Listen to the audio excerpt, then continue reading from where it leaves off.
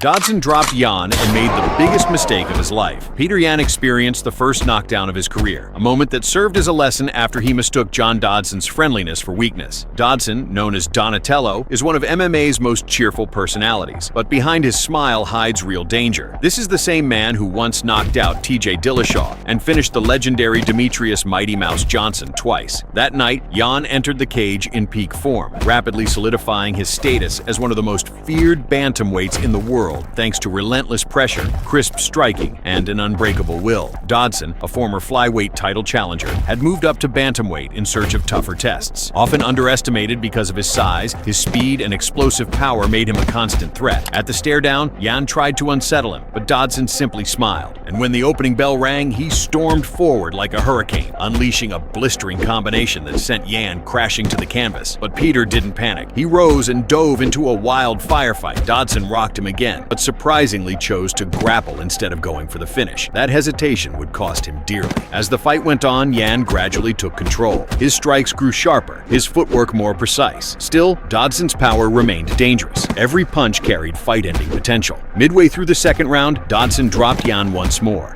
Still struggling to get off the fence. Oh! There's the power from Dodson!